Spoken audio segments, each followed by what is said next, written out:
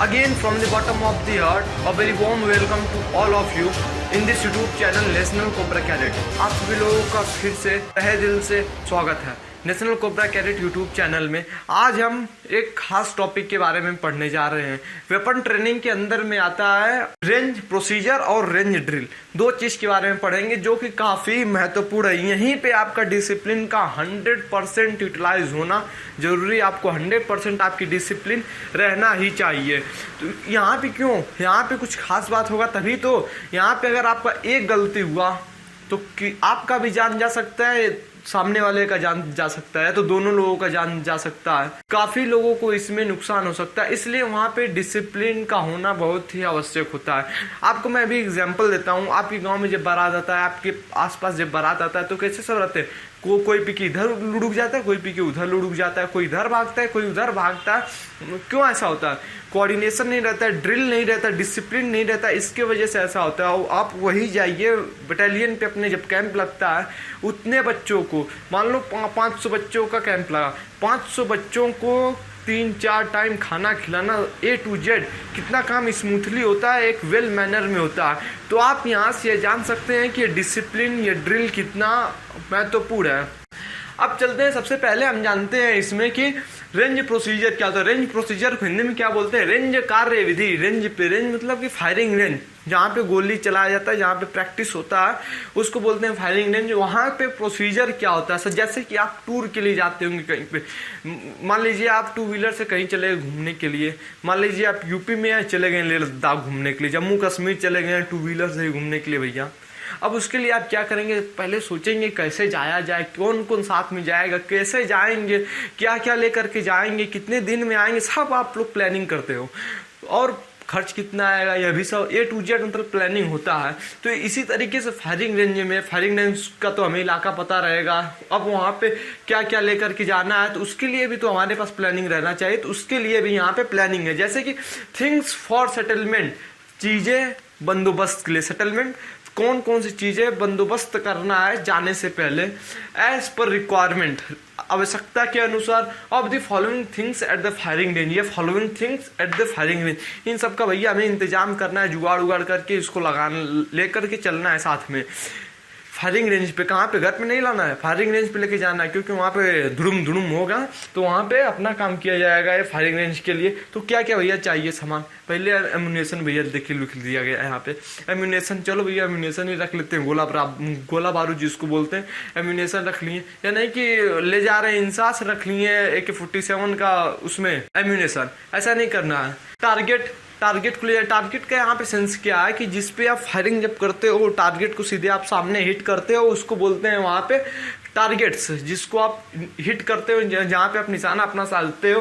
Repairs good of target, good या good है, goods है, गुड नहीं है, गुड रहता तो बढ़िया वाला, अच्छा वाला हो जाता है। Repair goods of target. अब भैया जैसे कि आपका ये टारगेट है, जैसे कि यह आपका टारगेट है 1 by 1 का, मान लो यहाँ पे आपको गोली लग गया, यहाँ पे गोली लग गया, यहाँ पे गोली लग रहा, कुछ तो बकलोल ऐसे होते हैं, यहाँ पे मारेंगे, यहाँ पे मारेंगे, इसके बाद उन सबको छोड़ दो। कुछ का होता है एक भी नहीं लगता है, कुछ का होता है एकदम धाए धाए धाए धुड़ुम धुड़ुम धुड़ुम लगता है, यहीं पे एकदम पास ही पास में। तो उसको भैया रिपेयर करने के लिए कुछ तो चाहिए कि एक बार फायर होगा तो उसको बदल तो 50 तो लग ही जाएगा।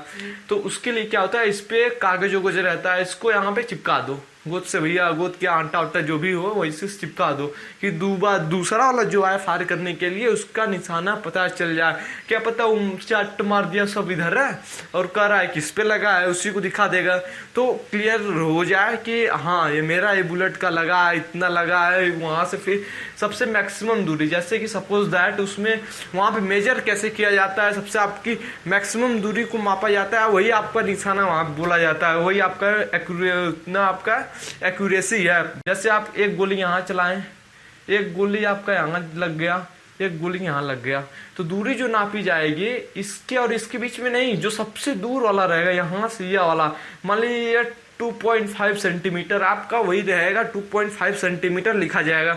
ये देखिए, ये आपका एडिशनल चीज में बता दिया। अब इसके बाद आते हैं कन्वर्सेशन सेट। बातचीत वार्तालाप करने के लिए सेट, कौन सा रेडियो सेट ले लीजिए जिसको वॉकी टॉकी जिसको बोलते हैं, टेलीफोनिक कन्वर्सेशन हो जाए, तो बात उत करने के लिए। Range, standing order, firing point, register चाहिए ना मेंटेन करने के लिए। आप इतने गोली चलाएं, इतना वॉश आउट हो गया, वो सब पे आप जब ड्रिल वहाँ पे जाएंगे फायरिंग रेंज पे, तो आपको काफ़ी अच्छी तरीके से पता चल जाएगा। मैं आपको यहाँ पे साइंटिस्ट तो बना नहीं सकता हूँ, यहाँ पे आपको मैं एक क्लियरेंस मतलब कि बता दे रहा हूँ कि ऐसा ऐसा होता है। वहाँ पे आप भी मतलब कि उससे आप वाकिफ रहिए, वो उस चीज़ से आप वाकिफ रहिए। उसके बाद चलते वेपन, हथियार। देखो भैया, हथियार को मैं यहीं पे गुड़ेस के लिख दिया हूँ क्योंकि जब भूल गया था इसको। मैं कहा ससुरा एम्यूनेशन हो गया, सब चीज़ हो गया, हथियार नहीं ले जाएंगे तो फायर किससे करेंगे। तो एम्यूनेशन कौन सा वेपन जो लागू है एनसीसी के लिए, .22 लागू है तो उसको, SLR लागू है तो उसको, AK-47 लागू, जो भी लागू है उसको आपके उस्ताद लोग लेके जाएंगे।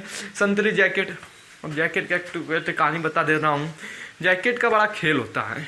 लाल कलर का कुर्ता होता है, ये जैकेट वैकेट मत समझना शादी उदी वाला जो पहन के जा रहे हो वो ऐसा जैकेट पूरा चमकते धमकते, चमक धमक उसमें भी रहता है लेकिन तो अलग प्रकार का चमक धमक रहता है। वो कैसा चमक धमक रहता है, जैसे जैकेट है उसको उसी बोरा और भर के लाते हैं, 4 to 5 to 6 ला देंगे जैकेट, 7 to 10 to जैसा रहता है उसी में 10 to भरा रहता है, इसी तरीके से कुछ, तब उसको उसी में भर देंगे, बोरा में भर देंगे। अब टेबल वेबल तो गंदा रहता है, चाय गिरा है, पानी गिरा है, तो उसी से जैकेट से साफ, कुर्ता से साफ होगा, संतरी कुर्ता साफ। और संतरी को डिप्लॉय जब किया जाता है फायरिंग रेंज के चारों तरफ नहीं 3 तरफ किया जाता है। जैसे आपका यहाँ पे टारगेट है, ये आपका टारगेट है, यहाँ पे इस तरीके से यहाँ एक संतरी रहेगा, ऐसे इस मतलब ऐसे इधर के तीनों तरफ संतरी रहते हैं। इधर तो रहेगा संतरी नहीं है, इसी इधर भी देख लेगा, ये वाला यहाँ देख लेगा और इधर से पूरा क्लियर हो जाता है, सामने तो जाएगा नहीं कोई संतरी, तो 3 तरफ संतरी डिप्लॉय होते हैं। अब यहाँ पे मैं बात कर रहा था संतरी के जैकेट का। संतरी के जैकेट का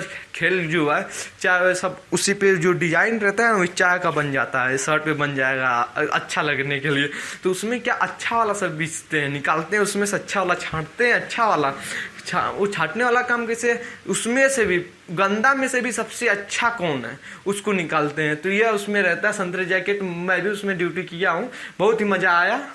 खाने पीने के लिए सामान सब मिलता था वहाँ पे, ला करके, और बच्चे जो उधर कैडेट्स थे रिजर्व पार्टी में वो सब देते रहते थे। उसके बाद फर्स्ट एड है। फर्स्ट एड या कुछ हो गया, हथियार को खोलने बंद करने में, या तो कहीं से कुछ कील लग गया, कुछ भी हो गया, गोली मान लीजिए लग गया, लेकिन ऐसा होता नहीं है, बहुत ही कम केस हुआ है कि साउथ इंडिया की तरफ में। और इधर आते हैं, फर्स्ट एड हो गया, मेटॉक एंड सॉवेल। ये सॉवेल जो है बेलचा जिससे गिट्टक उट्टक उठा के रखते हैं ना, गिट्टक हो गया, बालू हो गया, मुर्रम हो गया, इन सबको उठा के ट्रॉली पे, ट्रक पे लादा जाता है। ट्रक पे तो भैया जैसे भी उसे भी है। यह सॉवेल मतलब बेलचा। मेटॉक मतलब आप गईता जानते हो ना, गईता जब रोड बन जाता है या तो रोड का जब रिपेयरिंग होता है, जब रोड जब बन जाता है तो उसको चेक किया जाता है, भैया इसमें देखो मटेरियल सही से तो किया है, कहीं धोखा करने नहीं दिया इसमें, तो उसके लिए गैंता का प्रयोग होता है ना।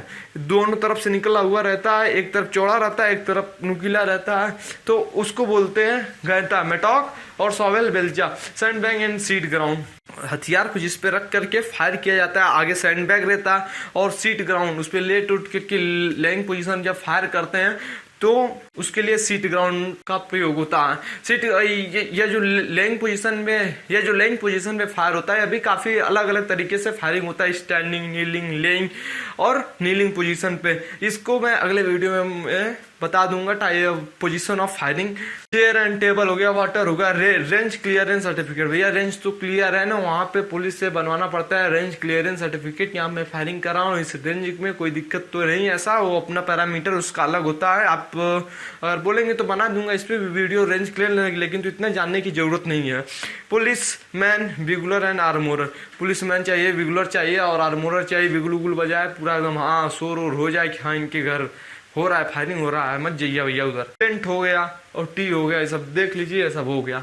अब इतना तो आप जान लीजिए रेंज का प्रोसीजर का जो शुरू का विधि है यह है। अब यहाँ पे safety measurement at range procedure. Range पे जाने पर आपको कुछ सेफ्टी मेजरमेंट लेने पड़ते हैं, कुछ प्रोसीजर, कुछ विधि अपनानी पड़ती है। तो विधि कौन सी है आपको मैं पहले स्क्रीनशॉट लेने के लिए बता दे रहा हूँ। यहाँ पे जो आपका रिफ्लेक्शन आ रहा है इसको मैं अभी बंद कर रहा हूँ और आप इसका पहले स्क्रीनशॉट ले लीजिए। Take a screenshot of that. Okay अब चलते हैं इसके बाद पहला जान लेते हैं। Range firing party must away 100 metre from the firing position. भैया जो फायरिंग पोजीशन पे पार्टी है उसको 100 मीटर दूर, जो अलग है फायरिंग पार्टी को छोड़ के और भी जो पार्टी है उसको 100 मीटर दूर रहना चाहिए फायरिंग पोजीशन से जहां फायर हो रहा है। रेड फ्लैग, अब उसके सामने 100 मीटर के बाद थोड़ी रहेगा, तीनों तरफ आपको यहाँ पे मैं क्लियर कर दिया। So after that second point is that the red flag should be placed all around at the highest point of the firing range. लाल झंडा चारों तरफ सबसे ऊंची चोटी पे, सबसे ऊंचे जगह पे लाल झंडा आपका गड़ा हुआ होना चाहिए कि यह आपका जो रेंज है या आपका जो एरिया या रेड एरिया है, यहाँ पे फायरिंग का काम चल रहा है, फायरिंग हो रही है। आप बिगुल बजाएंगे ना आप पहले, तो उसके पहले आपको ये सब पूरा तैयारी बंदोबस्त कर देना है। प्लेस द संतरी at a highest point by wearing A red jacket. ये जो यहाँ पे मैं अभी आपको कहानी बताया हूँ रेड जैकेट का, ये जो संतरी जैकेट है लाल कलर का होता है, इसको भी आपको पहन के यहाँ पे आपको स्टैंड किया जाता है। Ammunition party telephone radio set coach must be eight their own places. अब जो सामान जहाँ के लिए बना है उसको वहीं पे रहना चाहिए। एम्यूनेशन पता चला कि कहीं दूर है, और ये टेलीफोन सेट जहाँ पे बैठे जहाँ पे बात करना वहाँ पे नहीं, कहीं उसको लेकर के कहीं वो है, तो ऐसे इधर दूर नहीं होना चाहिए। जिस चीज का जहाँ पे जगह है उसको वहीं पे रहना चाहिए। Next point is that before the start of the fire, गोली चलने से पहले, फायर होने से पहले, trumpet should be played completely in which the general public should know about the firing. Firing होने के पहले, जब भी फायरिंग स्टार्ट होता है उसके पहले ट्रम्पेट को बजाया जाए, बिगुल को बजाया जाए, ताकि जो वहाँ की जनरल पब्लिक है, आम जनता है, उसको पता चल सके कि यहाँ पे फायरिंग स्टार्ट हो गया है। After that until the weapon turns blank, जब तक आपका हथियार खाली नहीं हो जाता है, till no one can go near the targets, जब तक पूरा एम्यूनेशन खत्म नहीं हो जाता है, लाइव एम्यूनेशन कोई बचा नहीं रहना चाहिए, उस तब तक किसी को टारगेट के पास अप्रोच नहीं करना चाहिए, वहां किसी को जाना नहीं चाहिए। Firing command should be clear, जो फायरिंग कमांड है उसको स्पष्ट भाषा में स्पष्ट क्लियर रहना चाहिए। At the time of the firing there should be only one who is firing, firing के दौरान वहां पे सिर्फ वही रहना चाहिए जो फायर कर रहा है, और उसके बाद जो ऑफिसर है वहां का, and after that the person who is training the firer, जो फायरर को बता रहा है कि यहाँ गलती हो रहा है, उसको जो करेक्ट करने के लिए। देखिए यहाँ पे the one who is firing, जो फायरिंग कर रहा है, हु गिव्स द ट्रेनिंग, जो ट्रेनिंग दे रहा है, and the last one is officer. तीन लोग वहां पे रहने चाहिए। There should be, next point, there should be inspection before and after the firing. Firing होने के पहले और होने के बाद इंस्पेक्शन होना चाहिए कि make sure that there should not be any live ammunition. Last point is that the see and ask, देखो और पूछो, is there is a live ammunition और not, it is very important thing. Last में जब cadets fire पूरा कर लेते हैं तो उसके बाद यह इंश्योर करिए और पूछिए, देखिए और पूछिए कोई लाइव एम्यूनेशन तो नहीं, कोई चुट्टा चुरा तो नहीं लिया। अब उसके बाद रेंज एंड ड्रिल, इसमें क्या होता है, यह जो सी और चेक करने वाला है, यहाँ पे क्या होता है, जो कैडेट्स पहले ही सोचते हैं कि उसमें से चलो सेला को लेते आएंगे और क्या, और एक टू रख ही लेंगे, उसमें से बचा रहेगा, तो उसमें कहाँ पता चल रहा है सभी लोग 3 लोग 6 लोग साथ ही में फायर कर रहे हैं। तो ऐसा नहीं है, आप इसका ध्यान दीजिएगा कि वो सेल जो होता है कलेक्ट होता है, और जो एम्यूनेशन बॉक्स पूरा होता है उसके अंदर खोखा होता है, उसके अंदर पूरे एम्यूनेशन को, कार्टेज को, आपको जो ब्लैंक रहता है उसको पूरा आपको भर करके वापस जाता है। रेंज ड्रिल, जैसे आप फायरिंग ग्राउंड पे पहुंच गए, फायरिंग रेंज पे पहुंच गए, वैसे ही वहां पे आपको कुछ ड्रिल करना होता है, फायरिंग के पहले फायरिंग के बाद तक आपको, इसलिए कि डिसिप्लिन वहां पे बना रहे ताकि कोई गलती ना हो सके। तो डिटेल एडवांस, वहां पे जो ऑफिसर रहेगा वो बोलेगा डिटेल एडवांस, मतलब कि आगे बढ़, coach checkup position and correct if needed. जब वो बोलेगा रेंज ड्रिल वाला, रेंज सबसे पहले बोला detail advance in which the cadets will move forward, cadets आपके आगे बढ़ेंगे। आफ्टर दैट कॉमन लगा यहाँ पे, coach check up the position and correct if needed and give the word of command limber up. वहां पे क्या करेगा, कोच जो वहां पे रहेगा आपका चेक करेगा उनके पोजीशन को, सब कुछ सही है, अगर आवश्यकता हुआ तो लिम्बर अप के लिए बोलेगा। लिम्बर अप क्या होता है? लिम्बर अप अगर आप गूगल पे नॉर्मल इंग्लिश के लैंग्वेज में देखेंगे तो कुछ उसका मीनिंग अलग आएगा, लेकिन तो मिलिट्री लैंग्वेज में लिम्बर अप का क्या मतलब होता है कि अ शॉर्ट रिहर्सल, किसी काम करने के पहले एक शॉर्ट रिहर्सल होता है जिसको लिम्बर अप बोलते हैं। जैसे कि आपको फायरिंग करना है, उसके पहले क्या होगा कि आपको लेइंग पोजीशन करेगा तो लेइंग पोजीशन होना पड़ेगा, बोल्ट एक्शन वाला यूज करेंगे तो उसको अपना करना पड़ेगा, या तो कॉक करें, जो भी वेपन हो उसके अनुसार कॉक करके फिर उसको अपना ट्रिगर को प्रेस कर दें। एक ये लिम्बर अप हो गया, खड़े हो जाएं। फिर आफ्टर दैट ऑर्डर मिलेगा लोड एंड कैरी ऑन। जब लोड और कैरी ऑन का मिलेगा तो आपको लोड करना है, कैरी ऑन ऑर्डर फायर, आपको तब तक फायर नहीं करना है, लोड एंड कैरी ऑन तक फायर नहीं करना है। उसके बाद ऑर्डर कमांड मिलेगा कि फायर, तो आपको फायर करना है। और फायर का आपको कैसे करना है, आपको फायर कैसे करना है वो देखिए यहाँ पे, firer fire the bullet according to the command. जैसे आपको कमांड दिया जाएगा सिंगल फायर, ब्रस्ट फायर, और उस हिसाब से आपको फायर करना है। And after that on completion fire raise the hand. जब फायर आपका कंप्लीट होगा तो उसके बाद आपको हाथ उठाना। हाथ पूरा इस तरीके से लेइंग पोजीशन पर रहेंगे तो हाथ इस तरह नहीं उठाना है, हाथ को आपको एल्बो के मदद से ऐसे उठाना है। ग्राउंड पे आपका एल्बो रहे और इस तरीके से आप उठाएंगे और बोलेंगे अप। उसके बाद आपका कमांड खाली कर, मतलब कि वहाँ पे बोला जाएगा कमांड खाली कर, move the bolt twice and press the trigger. यह क्या इंश्योर करता है कि वहाँ पे आपका लाइव एम्यूनेशन या तो बैरल में कोई कुछ तो एम्यूनेशन को या तो कोई राउंड मिस तो नहीं ना बचा है। यहाँ पे आपका खाली कर में यह क्लियर हो गया। कमांड डिटेल रिपोर्ट, जब डिटेल रिपोर्ट बोला जाएगा तो क्या होगा, फायरर रिपोर्ट नंबर 1।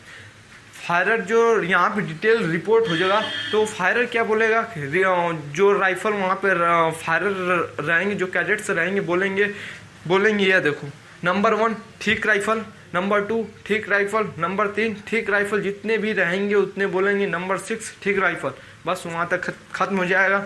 फिर न्यू डिटेल कम, उसके बाद आपका क्या होगा, न्यू डिटेल, नए जो कैडेट्स हैं पीछे लगे हुए वो आएंगे। Before the firer leave the range they will have a further weapon inspection. जैसे ही वो जाते हैं तो उसके बाद का फिर से इंस्पेक्शन चालू हो जाता है। यहाँ पे देखिए डबल ट्रिगर, यहाँ पे देखिए डबल कॉक करके बोल्ट को करके एक बार चेक हो गया। फिर उसके बाद देखिए फर्दर इंस्पेक्शन होता है। यहाँ पे each firer must ensure that he और she has no live ammunition. उसके पास कोई तो लाइव एम्यूनेशन नहीं है, कोई चुराक तो नहीं ले जा रहा है, तो उसे इंश्योर कर लेना चाहिए कि वहाँ पे कोई लाइव एम्यूनेशन तो नहीं है।